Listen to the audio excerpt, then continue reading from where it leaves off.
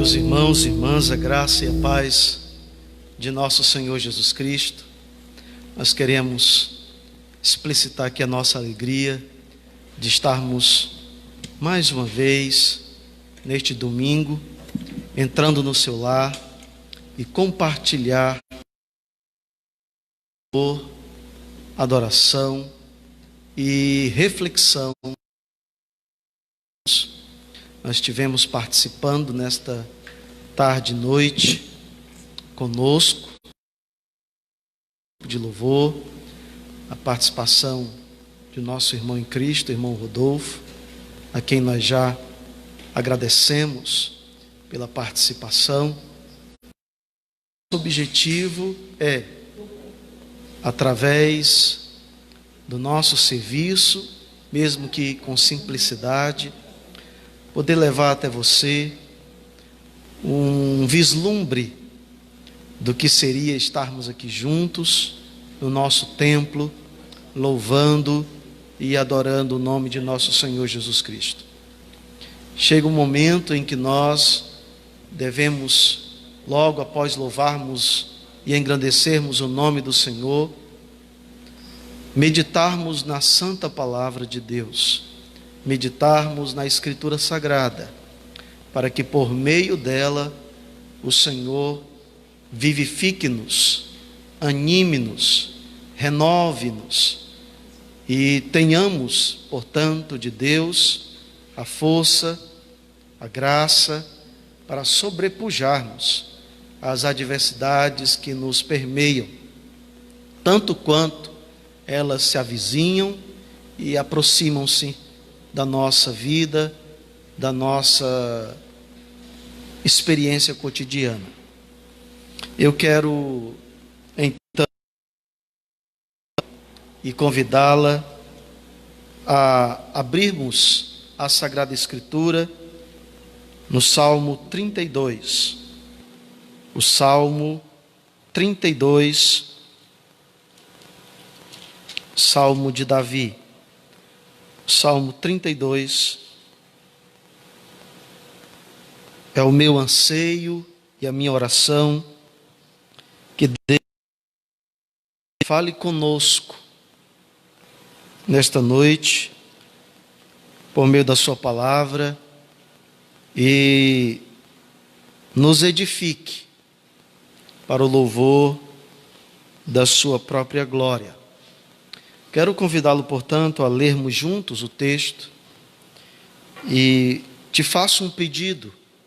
Reúna sua família, seu cônjuge, seus filhos, para meditarmos na palavra de Deus. Pegue a sua Bíblia, abra no livro dos Salmos, o Salmo 32, verso 1, a palavra de Deus assim nos diz: bem-aventurado aquele cuja iniquidade é perdoada, cujo pecado é coberto. Bem-aventurado o homem a quem o Senhor não atribui iniquidade, e em cujo espírito é dolo. Enquanto calei, os meus pecados envelheceram, os meus ossos, pelos meus constantes gemidos, todo dia. Porque a tua mão pesava dia e noite sobre mim, e o meu vigor se tornou em sequidão de estio. Confessei-te o meu pecado, e a minha iniquidade não mais ocultei. Disse: confessarei ao Senhor as minhas transgressões, e tu perdoaste a iniquidade do meu pecado. Todo homem piedoso te fará súplicas, em tempo de poder encontrar-te. Com efeito, quando transbordarem muitas águas, não o atingirão. Tu és o meu esconderijo. Tu me preservas da tribulação e me cercas de alegres cantos de livramento. Instruir-te-ei e te ensinarei o caminho que deves seguir, e sob as minhas vistas te darei conselho. Não sejais como o cavalo ou a mula sem entendimento, os quais com freios e cabrestos são dominados. De outra sorte não te obedece. Muito sofrimento terá de curtir o ímpio, mas o que confia no Senhor, a misericórdia o assistirá.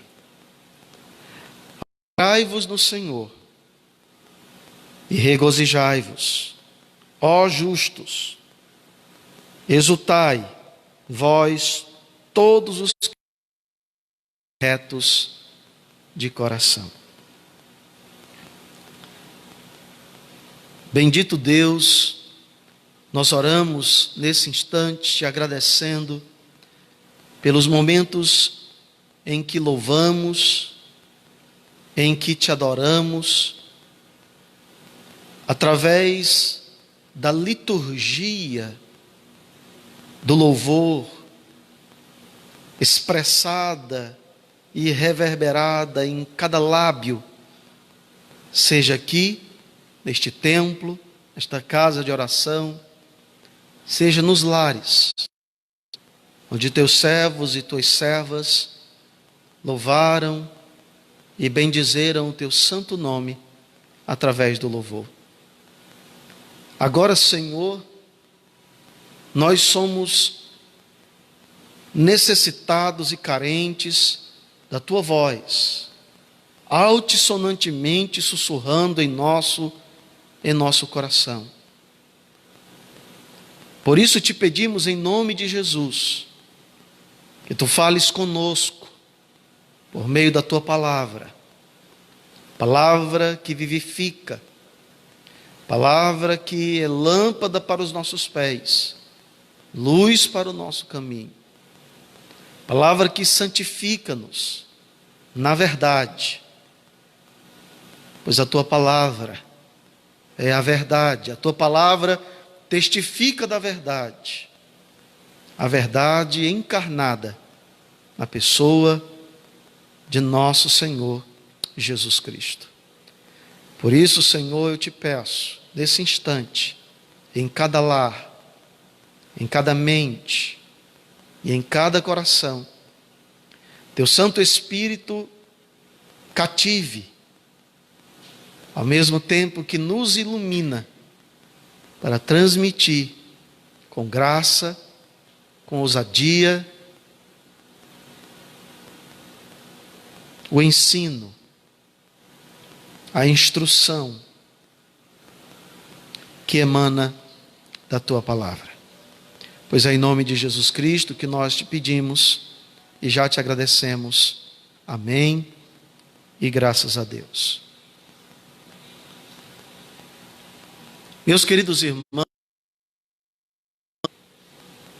certamente este salmo nos revela as bênçãos do perdão divino. O resultado bem-aventurado do perdão, da graça de Deus, permeando o coração daqueles que se rendem à boa nova do Evangelho de nosso Senhor e Salvador Jesus Cristo. E este salmo nos revela estas bênçãos a partir da experiência do salmista Davi. A palavra de Deus nos revela que o contexto que permeia o Salmo 32, como também o Salmo 51, é o texto narrado-nos no segundo livro do profeta Samuel, no capítulo 11. A ocasião em que a palavra de Deus testifica-nos de que o rei Davi imergiu no pecado, transgredindo a palavra de Deus, voltando-se contra os mandamentos de Deus. O texto narra-nos a ocasião em que o rei, em meio a um conflito entre os filhos de Israel e os filhos de Amon, estava em seu palácio real, acomodado.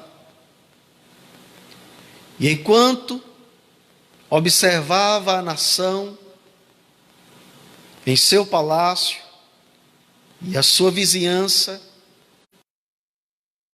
mulher que tomava banho, a concupiscência dos olhos penetrou o coração de Davi, e este a desejou. E diz-nos a Escritura Sagrada que ele, usando de sua influência como monarca, chamou aquela jovem por nome de Batseba, que por sua vez era casada com um jovem servo de Davi chamado Urias, o Eteu. E na ocasião este estava na peleja, estava no fronte de batalha, enquanto Davi planejava ardilosamente cometer adultério com Batseba. O texto bíblico é enfático ao narrar-nos as várias circunstâncias criadas pelo próprio Davi para esconder o seu próprio pecado. Pois a palavra de Deus diz que ele a tomou para si, deitou-se cometendo adultério, e para esconder o seu pecado, ele planejou um outro pecado. Por meio do próprio Urias, ele enviou uma carta em suas mãos, que determinava praticamente a sua morte.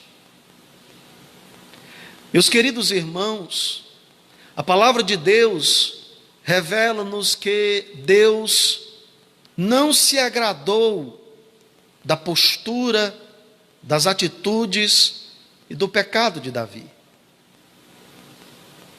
O que o texto nos revela, amados irmãos, é algo que nós, se a nossa comunhão com Deus, já sabemos. Que Deus não tolera o pecado, mas Ele é misericordioso para com o pecador. E diz-nos o texto bíblico, amados irmãos, que Deus suscita o profeta Natã como arauto divino para repreender o rei que havia imergido no pecado, transgredindo a palavra de Deus, violando e se rebelando contra a vontade do Senhor. O texto sagrado nos diz que o profeta Natã então vai ao encontro do rei, com a palavra de Deus em seus lábios, com a palavra de Deus em seu coração, com a palavra de Deus aquecendo o seu coração e chamejando os seus lábios, para repreender o rei que havia virado as costas para os mandamentos de Deus. E diz o texto bíblico, no segundo livro de Samuel, no capítulo 11, que o profeta Natã, então, por meio de uma parábola, narra exatamente a vilidade, a perversidade, a gravidade do pecado cometido por Davi. A parábola contada pelo profeta suscita no coração do rei um senso de justiça própria. E então ele sentencia a si mesmo à morte. A parábola do profeta dizia respeito a um fazendeiro rico, que tinha muita propriedade e um rebanho extenso, numeroso, e que ainda assim coloca os seus olhos concupiscentes sobre a única ovelha de um homem trabalhador, de um homem humilde.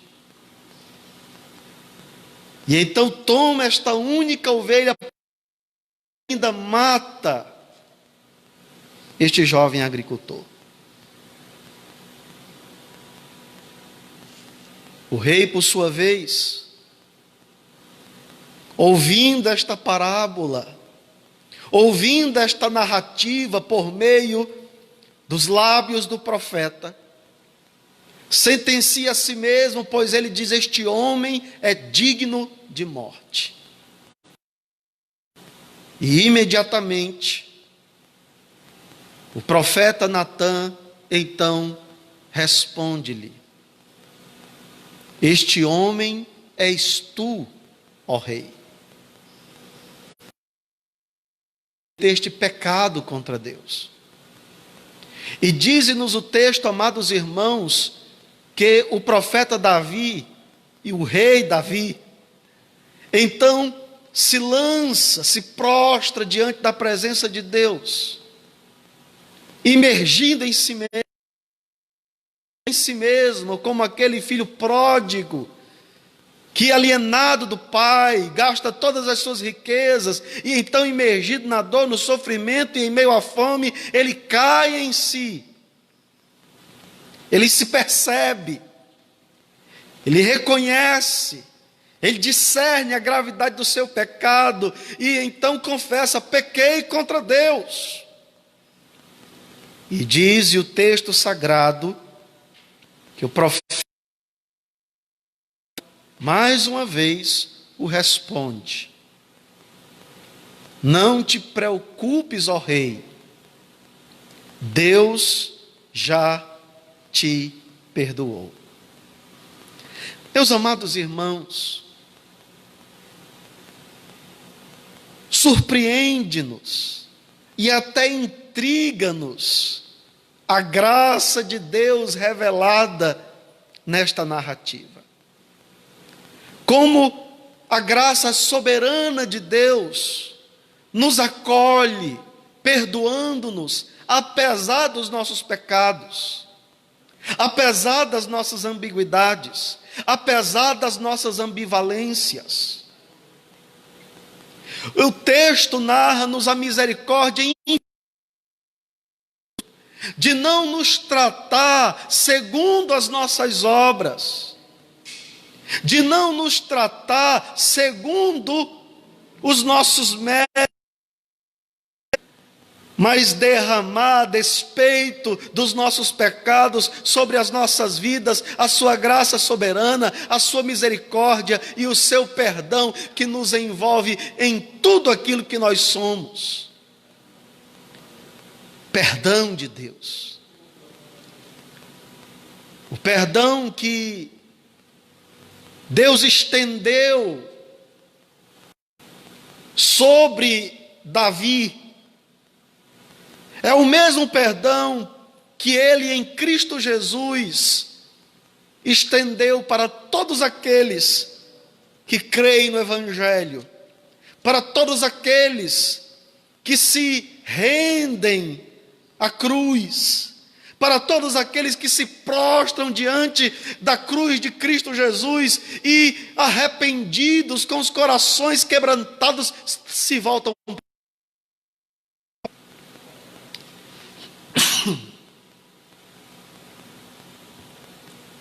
Perdão que me alcançou, o perdão que te alcançou, não nos tratou segundo as nossas obras, mas segundo a riqueza das suas misericórdias. Esse texto, o texto da nossa meditação, o Salmo 32, revela-nos aqui 4 bênçãos que resultam do perdão divino. Bênçãos estas que refletem a bondade de Deus. Bênçãos estas que refletem, amados irmãos, as bênçãos da salvação em Cristo Jesus, o nosso Senhor. Bênçãos estas que permeiam a experiência de todos aqueles que foram acolhidos por Deus, de todos aqueles que foram amados por Deus desde a eternidade, e que em Cristo Jesus foram resgatados, vã maneira de viver para uma nova vida em Cristo Jesus, o nosso Senhor. Que bênçãos são estas? Que bênçãos são estas? Graciosamente experimentou. Bênçãos estas que nós também, enquanto servos de Cristo, amados por Deus, e imergidos no amor de Deus, e acolhidos pelo perdão divino, também experimentamos em nossa vida cristã. A primeira bênção do perdão divino, a primeira bênção que esse texto nos revela, é a justificação. Observem, amados irmãos, o verso 1. Como o salmista, agora cheio do Espírito de Deus, ele escreve: bem-aventurado aquele cuja iniquidade é perdoada e cujo pecado é coberto. Observe, amados irmãos, que embora essencialmente o salmista, ele da dádiva, da bênção, há aqui nesse texto 2 termos que mostram a gravidade do nosso pecado, a gravidade e a extensão da nossa alienação, e o quanto nós estávamos imergidos em injustiça, o quanto nós estávamos manchados pelo pecado e separados de todo o bem. O salmista usa a expressão iniquidade. Talvez na sua Bíblia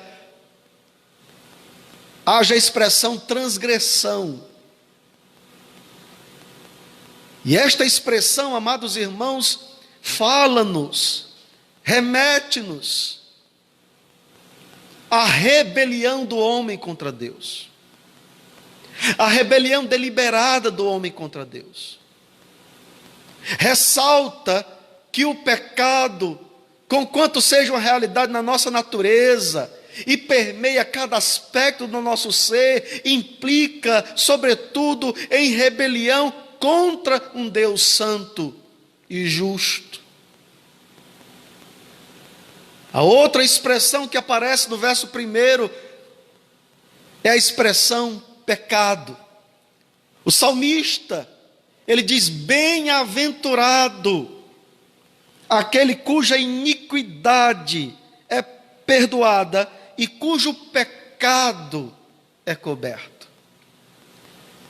Pecado, quer seja no Antigo, quer seja no Novo Testamento, implica em errar o alvo, em errar o caminho, em trilhar o caminho dos próprios interesses, em deixar de viver para Deus, que é a nossa vocação e o propósito da nossa existência, para vivermos para nós mesmos. De modo, amados irmãos, essas duas expressões expressam a gravidade e a extensão da nossa pecaminosidade. Portanto, iniquidade significa rebelião e ressalta que nós, sem a graça de Deus, sem o perdão de Deus, estávamos imergidos em revolta contra Deus, éramos rebeldes contra Deus. Porque voluntariamente, deliberadamente, decidimos em algum momento da nossa existência vivermos tão somente para nós mesmos, tão somente para os nossos próprios interesses, tão somente compelido pelas nossas próprias paixões. Por sua vez, o pecado implica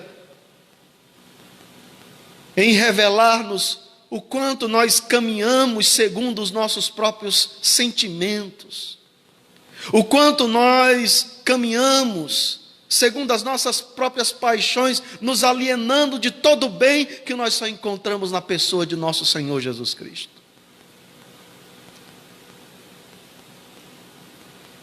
É tão somente por isso que Jó, o patriarca, no livro de Jó, no capítulo 9, nós encontramos a palavra de Deus que assim nos fala, altissonantemente. Como o homem poderá ser justo diante de Deus? Meus amados irmãos, deixados à nossa própria sorte, nós somos incapazes de nos aproximarmos de Deus. Não somente porque não queremos, mas porque não podemos. Há um abismo intransponível entre nós pecadores e um Deus santo. Abismo este que foi cavado, que foi aberto por causa das nossas transgressões, por causa dos nossos pecados. É por isso que o profeta Isaías, no capítulo 59, versículo 1, ele diz-nos, cheio do Espírito Santo, que a mão do Senhor não está encolhida, para que não possa salvar, nem o seu ouvido agravado para que não possa nos ouvir. No entanto, as nossas transgressões fazem divisão entre nós e o nosso Deus. Como poderia o homem se justificar diante de Deus?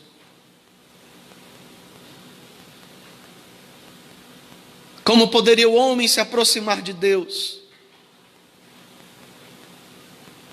A resposta do Evangelho, amados irmãos, é revelar-nos que Deus proveu graciosamente uma justiça que não é encontrada em nós mesmos, que não tem origem em nossas obras, mas uma justiça que é revelada tão somente por causa de sua infinita, soberana graça, que nos foi demonstrada na encarnação do Verbo, na pessoa de nosso bendito Redentor, de nosso Senhor Jesus Cristo. Justiça esta, irmãos, que dadivosamente nos é concedida por Deus, na sua infinita graça, na sua infinita misericórdia, pois dadivosamente estendeu a sua mão misericordiosa para nós, e nos ergueu com sua misericórdia, com sua graça, nós que somos, amados irmãos, mergulhados no pecado, mergulhados na lama das injustiças, e fomos resgatados graciosamente, nos concedendo Ele infinitamente e amorosamente a sua justiça. Então, que o salmista Davi, ele celebra alegremente a bênção da justificação.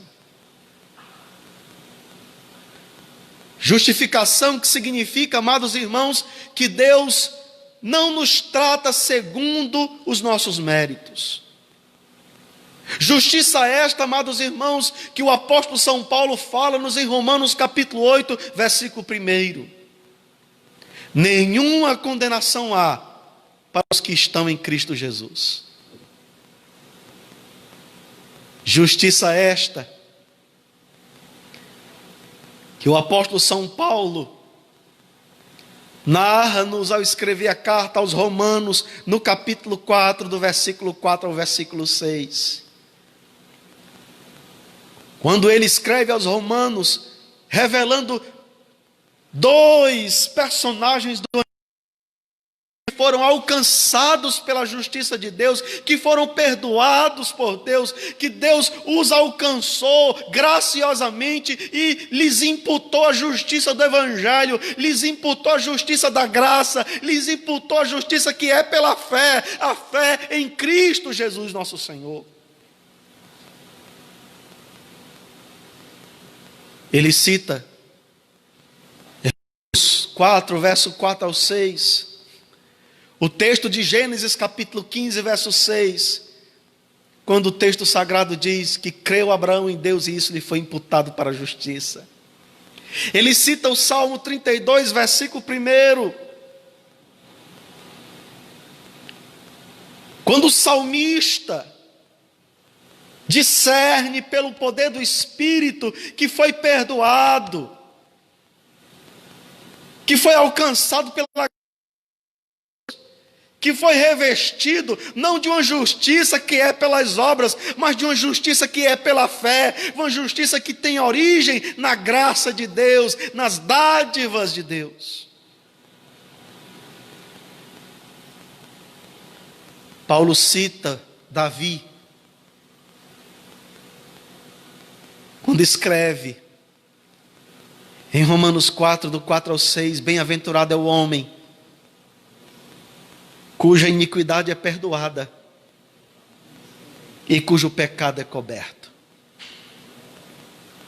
Ora, amados irmãos, o verso 1 nos ensina o contraste entre a gravidade do nosso pecado e a grandeza da graça de Deus. A soberania, a infinitude da misericórdia de Deus, que nos perdoou, que nos justificou, que nos revestiu, nós que estávamos com as vergonhas morais expostas, e Ele nos revestiu, nos cobriu com o manto da justiça do Evangelho, com o manto da justiça de Cristo. E então nós fomos justificados, nós fomos perdoados, tão somente pela graça de Deus. E é por isso que nós encontramos aqui a razão da alegria do salmista. Ele não se alegra pelo pecado, ele se alegra pela graça soberana de Deus, que resulta em perdão, em justificação. Meus queridos irmãos, tal qual Davi, nós também estávamos imergidos no pecado. Tal qual Davi, cada aspecto do nosso ser estava manchado pelo pecado. Pecado que implica em rebelião contra Deus e em viver para si mesmo, alienando-se de Deus. Mas Deus, na sua incomensurável misericórdia, no seu muito amor com que nos amou, em Cristo Jesus, Ele estendeu a sua graça, e a sua bondade fora nosso Senhor Jesus Cristo, e nele, tão somente nele, eu e você fomos perdoados e agora transformados pelo poder do Evangelho para sermos novas criaturas em Cristo Jesus, o nosso Senhor.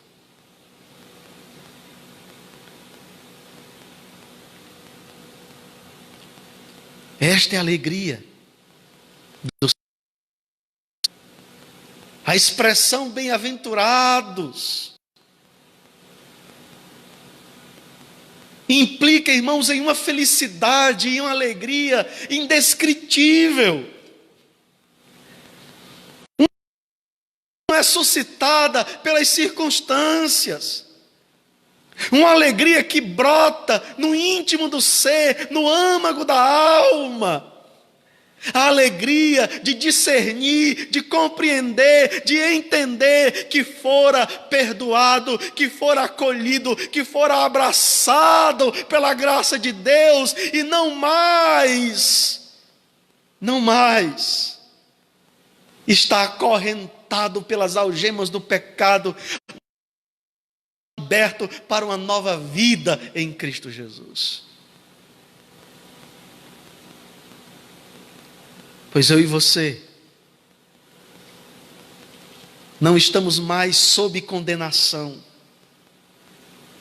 tal qual Davi, que apesar de ter transgredido, Deus estende a sua misericórdia, e o profeta Natã diz-lhe: culpas, ó rei, Deus já te perdoou. No entanto, amados irmãos, essa graça que nos é concedida, essa graça que permeia cada aspecto do nosso ser, nos perdoando, nos justificando diante de Deus, na justiça do Evangelho, na justiça que é pela fé, na justiça que nós encontramos em Cristo, não nos compele para uma vida pecaminosa, pelo contrário. Essa justiça que nos reveste agora pela graça de Deus, ela nos constrange a não vivermos mais em pecado, mas vivermos em santidade, para a glória de Deus. É por isso que o apóstolo São Paulo, ao escrever a sua epístola aos Romanos no capítulo 6, a partir do versículo 1, ele escreve dizendo-nos: que diremos, pois, acerca destas coisas? Se Deus é por nós, quem será contra nós? Ou melhor, eu estou citando Romanos 8,31. Mas em Romanos 6, verso 1, o apóstolo São Paulo faz uma pergunta retórica: que diremos, pois? Viveremos no pecado para que a graça de Deus seja mais? De modo nenhum. Como viveremos no pecado? Nós que já fomos libertados do pecado, nós que para o pecado morremos. É por isso que o salmista celebra.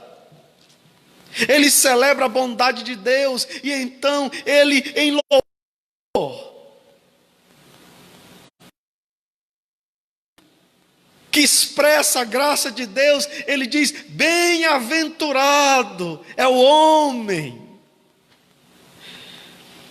cuja iniquidade é perdoada e cujo pecado é coberto, é revestido pela justiça de Cristo, pela justiça do Evangelho.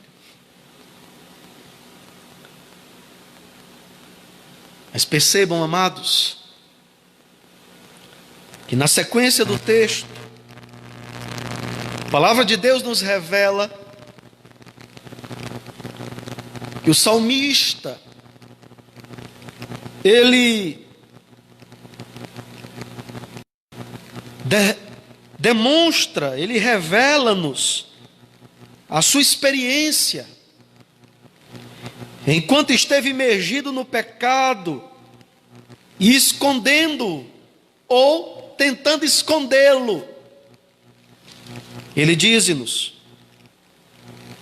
a partir do versículo 3: enquanto calei, os meus pecados envelheceram os meus ossos, pelos meus constantes gemidos todo dia. Porque a tua mão pesava dia e noite sobre mim, e o meu vigor se tornou em sequidão de estio. Davi, em poesia, inspirado pelo Espírito Santo, ele narra a ocasião em que a experiência do pecado lhe trouxe a enfermidade, não somente para a alma, o desconforto, o desassossego, o cansaço, foram dizimadas, seu vigor foi esvaído. Ele diz que os seus ossos apodreceram, envelheceram, se tornou em sequidão. Porque, amados irmãos, é o que o pecado faz com a alma humana. Ele torna árido o nosso ser, seca, de modo que o nosso vigor vaza pelos poros da nossa alma. Pecado este que traz, amados irmãos, também implicações físicas. Porque é isso que o texto nos narra aqui no versículo 3 e no versículo 4. Mas o salmista então diz que, surpreendentemente, pela graça de Deus, confessa o seu pecado a Deus. Amados, perdão e confissão acontecem simultaneamente. É o perdão de Deus, é a graça de Deus que nos constrange à confissão.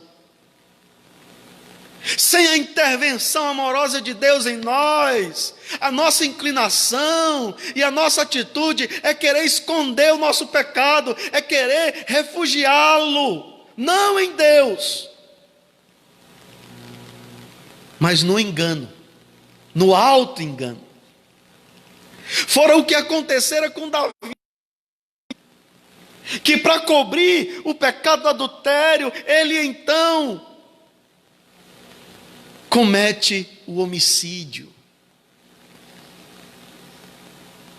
E então cumpre-se aquilo que a própria palavra de Deus nos ensina, que um abismo chama outro abismo. Perdão e confissão acontecem simultaneamente. Se confessamos genuinamente o nosso pecado, é porque certamente Deus já tem, com sua graça, invadido o nosso ser e pelo seu Santo Espírito nos constrangido e nos compelido à confissão genuína.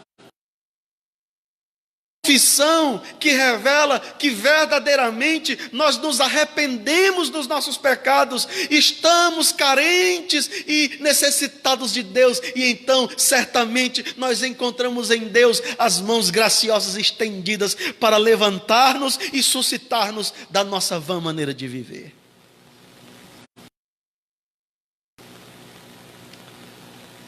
O sábio, no livro de Provérbios 8, versículo 13, ele diz-nos: o que encobre a sua transgressão jamais prosperará, mas o que confessa e deixa alcança misericórdia. Percebam, amados irmãos, o que o texto bíblico nos ensina: confissão genuína, que resulta de um genuíno arrependimento, de discernir a sua pecaminosidade e voltar-se para Deus, implica também no esforço humano de repudiar o pecado, de se distanciar do pecado. Por isso o sábio diz no capítulo 28 de Provérbios, verso 23, mas aquele que confessa e deixa, alcança a misericórdia de Deus. Eu peço aqui para fazer uma licença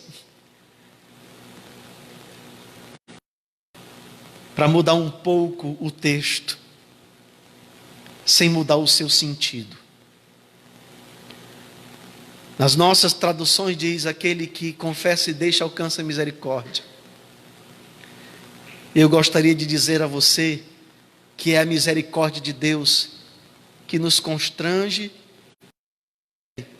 a confissão e a santificação, a confissão e ao abandono do pecado, o repúdio do pecado. Mas veja bem, o salmista, ele então diz no verso 5: confessei o meu pecado e a minha iniquidade, não mais ocultei. Observe, meus queridos irmãos e irmãs, que mais uma vez o autor usa duas expressões, as mesmas que ele usou no versículo 1: iniquidade e pecado. Iniquidade. Davi confessara a sua iniquidade, confessar o seu pecado, porque iniquidade está relacionada àquilo que eu sou, e o pecado está relacionado àquilo que eu faço. Porque o pecado não é apenas a prática em si, o pecado é uma condição que permeia a nossa natureza. E é esta relação que está revelada no texto. Nós temos que reconhecer, irmãos, que nós somos pecadores, não somente porque pecamos, mas nós somos pecadores porque o pecado habita em nós, e é exatamente porque o pecado habita em nós que nós somos compelidos, segundo as nossas próprias paixões e segundo a nossa própria natureza, à prática do pecado.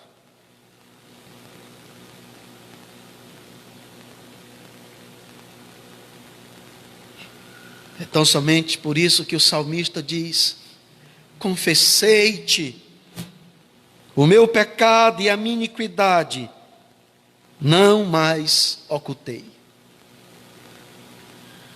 E quando ele confessa o seu pecado a Deus, é o que o conduz a louvar a bondade de Deus, a entoar a misericórdia de Deus, a bendizer a Deus, pois bem-aventurado é aquele cuja iniquidade é perdoada e cujo pecado é coberto.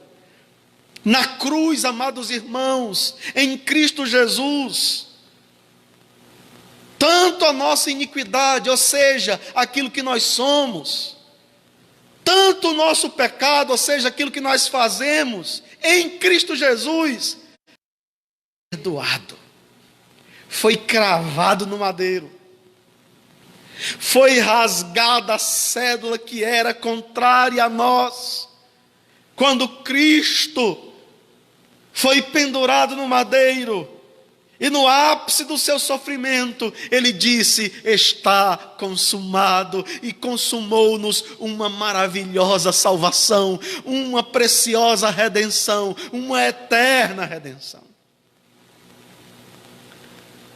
Mas há uma segunda bênção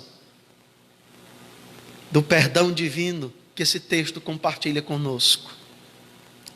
Está no verso 6 e no verso 7. A bênção do refúgio. Pois somente em Deus nós encontramos o verdadeiro refúgio. Eu quero lembrá-los que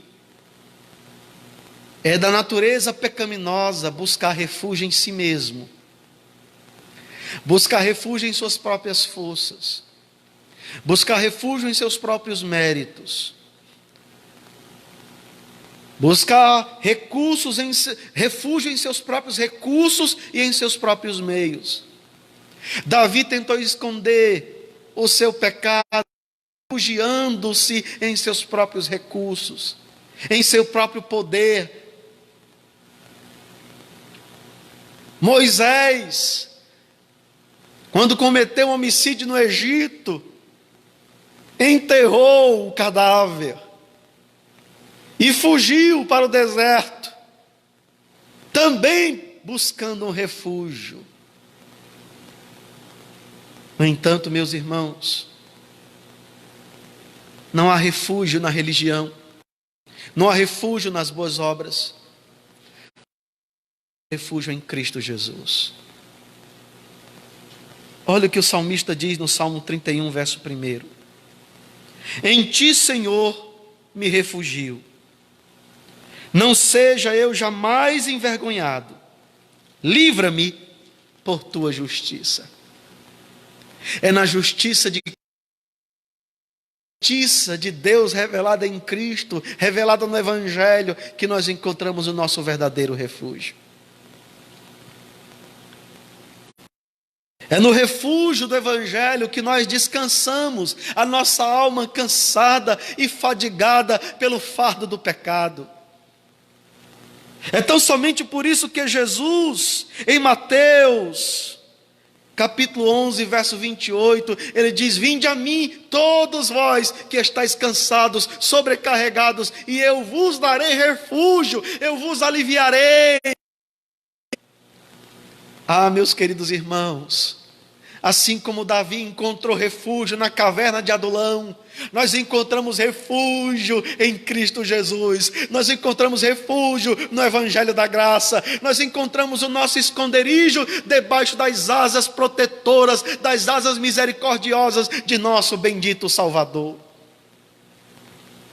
É por isso que o salmista, primeiro, ele diz, inspirado pelo Espírito Santo de Deus, compelido pelo Espírito Santo de Deus, cheio da graça de Deus, ele diz-nos: aquele que habita o esconderijo do Altíssimo, a sombra do Onipotente, se refugia. A sombra do Onipotente descansará. É nele, tão somente nele, que nós encontramos o refúgio. O refúgio do perdão, o refúgio da justiça, o refúgio da graça, o refúgio do amor de Deus. Perceba o que o salmista diz nos versos 6 e no verso 7 do Salmo 32. Sendo assim, todo homem piedoso te fará súplicas, em tempo de poder encontrar-te. Com efeito, quando transbordarem muitas águas, não o atingirão.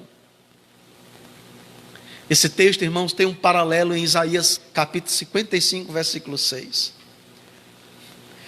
Quando o profeta Isaías, cheio do Espírito Santo, nos diz: buscai ao Senhor enquanto Ele pode ser encontrado. Buscai o Senhor enquanto se pode achá-lo. Invocai-o enquanto Ele está perto. Deixe o homem perverso o seu caminho e se converta ao Senhor, que é longânimo em perdoar, é cheio de misericórdia, é em bondade, é intenso em benignidade, é vigoroso em amor. Portanto, o salmista então diz: todo homem piedoso te fará súplicas, em tempo de poder encontrar-te. piedoso, irmãos. O homem piedoso é aquele que foi justificado por Cristo. O homem piedoso é aquele que, constrangido pelo Espírito Santo, confessa, abandona o seu pecado e discerne que fora perdoado e alcançado pela mão graciosa, misericordiosa e justificadora de Deus, revelada no Evangelho. Mas veja bem, a palavra de Deus nos revela nesse texto uma terceira bênção do perdão divino: a instrução. Nos versos 8 ao verso 10, o texto bíblico reverbera a escrita do salmista, quando diz: instruir-te-ei e te ensinarei o caminho que deves seguir, e sob as minhas vistas te darei conselho. Aqui há duas possibilidades, irmãos, de entendimento do texto. Primeiro, é Deus que está falando com o profeta, ou com o rei Davi, o salmista Davi, que também era profeta. É Deus que está falando, dizendo: eu vou te instruir, eu vou te guiar, eu vou te ensinar, para que andes no meu conselho, para que andes no meu caminho. Eu vou te ensinar, eu vou te instruir, eu vou te aconselhar, eu vou te guiar. É o próprio salmista que, alcançado pela misericórdia de Deus e discernindo o perdão de Deus sobre a sua vida, cobrindo o seu pecado, não lhe imputando o pecado, mas lhe justificando graciosamente, ele então é compelido pela graça de Deus a dizer, a anunciar a outros, e guiá-los, e ensiná-los, e instruí-los no caminho do Senhor. E sendo assim, esse texto pode ter um paralelo com o Salmo 51, versículo 13. Quando o salmista, também confessando o seu pecado, encontrando perdão na graça de Deus, ele então, em oração na presença de Deus, diz: aos homens anunciarei as tuas obras, e instruí-los-ei nos teus caminhos. Mas você talvez esteja se perguntando: pastor, então qual das duas? Por que não as duas? Deus é quem nos instrui no decorrer da nossa caminhada. Ah, se não fora o Senhor, amados irmãos, há muito que nós teríamos imergidos em nossos próprios pecados. Muito que nós teríamos tropeçado em nossas próprias mazelas. Há muito que nós teríamos sucumbido no lamaçal das nossas próprias escolhas, devido à nossa ambivalência, à nossa ambiguidade. Mas graças a Deus que Ele nos instrui, e for a promessa de nosso Senhor Jesus Cristo, ao ascender aos céus, não deixar-nos órfãos, mas enviar-nos um outro Consolador, para nos instruir, para nos ensinar, para nos guiar em toda a verdade, o Espírito da verdade, que habita em nós, e nos instrui no caminho do Senhor, nos preserva no decorrer da caminhada, de modo, amados irmãos, que provavelmente, assim como eu, já tropeçou algumas vezes no decorrer da trajetória cristã. No decorrer da caminhada, Você já esteve à iminência de sucumbir, mas impetuosa e maravilhosamente, o Senhor te sustentou. O Senhor te acolheu. O Senhor não olhou para os teus deméritos, mas Ele enxergou o sangue da aliança, o sangue do Cordeiro aspergido em tua alma, e então Ele te vivificou, Ele te renovou, Ele te fortaleceu, Ele te ergueu, e Ele tem te conduzido nesta caminhada da vida cristã, para que o nome dEle seja glorificado, seja exaltado em tua vida. Instruir-te-ei e te ensinarei o caminho que deve seguir. Deus tem nos ensinado, Deus tem nos instruído. Agora, esse texto também, amados irmãos, nos ensina a nossa responsabilidade enquanto corpo de Cristo. E unidos uns aos outros, vivendo numa pluralidade em unidade para a glória de Deus. Somos muitos, mas somos um só corpo em Cristo Jesus. E nessa dinâmica plural e una, nós devemos compreender que temos responsabilidades para com os outros, de sermos instrumentos de Deus para instruir o meu irmão, para ensiná-lo no caminho da verdade.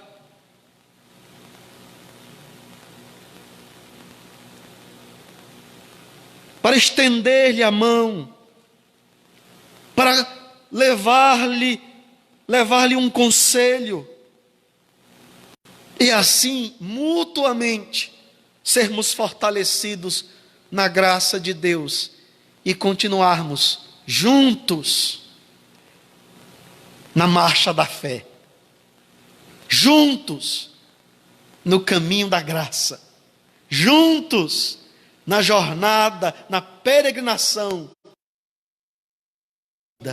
a nova vida em Cristo, onde nós resplandecemos o caráter de nosso Senhor Jesus.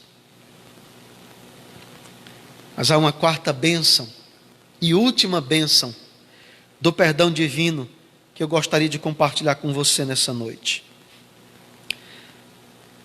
A bênção da alegria está no versículo 11. Alegrai-vos no Senhor e regozijai-vos, ó justos, exultai vós todos os que sois retos de coração. Meus queridos irmãos e irmãs, quem é este justo? Quem é este reto? A quem o salmista dirige-se, dizendo: alegrem-se, regozijem-se todos os justos. O justo é aquele que foi alcançado pela misericórdia de Deus. Justiça alguma em si mesmo, mas encontra justiça em Deus. Justiça essa que nos é imputada graciosamente pela fé em Cristo Jesus. Alegria é esta, amados irmãos, que não tem origem, nós enxergamos naquilo que nos permeia, nas circunstâncias que são transitórias e que são efêmeras. Mas é a alegria de estar justificado em Cristo Jesus. É a alegria de haver sido perdoado em Cristo Jesus, sido revestido pela justiça do Evangelho, de ter sido abraçado pela graça de Deus, de ter sido acolhido pelo sumo pastor e bispo das nossas almas, que é Cristo Jesus nosso Senhor. E é por isso, tão somente por isso, que nós podemos fundamentar a teologia da alegria que encontramos em toda a Bíblia Sagrada. Eu cito São Paulo escrevendo aos Tessalonicenses na primeira carta, verso 16 do capítulo 5. Ele diz: regozijai-vos sempre. Reverbero as palavras do apóstolo São Paulo, escrita na carta aos Filipenses, no capítulo 4, verso 4. Alegrai-vos no Senhor, outra vez vos digo, alegrai-vos no Senhor. Eu reverbero as palavras do salmista no Salmo 118, 4. Este é o dia que o Senhor Deus fez. Alegremo-nos e regozijemo-nos nele. Talvez você esteja em sua casa e talvez permeou o seu coração: eu não tenho motivo para estar alegre, eu não tenho razões para sorrir, eu não tenho razões para exultar. Mas eu te digo nesta noite que você tem motivos suficientes para se alegrar. Como diz o salmista: alegrai-vos no Senhor, regozijai-vos, vós que alcançastes a misericórdia de Deus, vós que foram alcançados pela bondade de Deus, vós que foram abraçados pela graça de Deus, exultai vós todos os retos que foram revestidos pela justiça do Evangelho. Alegrem-se, exultem, bradem altissonantemente com louvor, com palmas, com sonidos altissonantes. Deus, a alegria do Senhor, pois ela é a nossa força. Nós fomos alcançados pela graça de Deus e devemos exultar nele, devemos nos alegrar nele, devemos pular de alegria, exultarmos como cordeiros rebentando no cevadouro, saindo pelos campos e se alegrando. Devemos exultar, como disse o profeta Abacuque, no capítulo 3, verso 17 e verso 18: ainda que a figueira não floresça, não haja fruto na vide, ainda que a oliveira minta, nos currais não haja gado, todavia eu me alegrarei no Senhor, minha salvação. Me alegro em Deus. Que a sua alegria esteja tão somente e seja tão somente suscitada pela compreensão de que você foi perdoado em Cristo Jesus. Que Deus muito vos abençoe.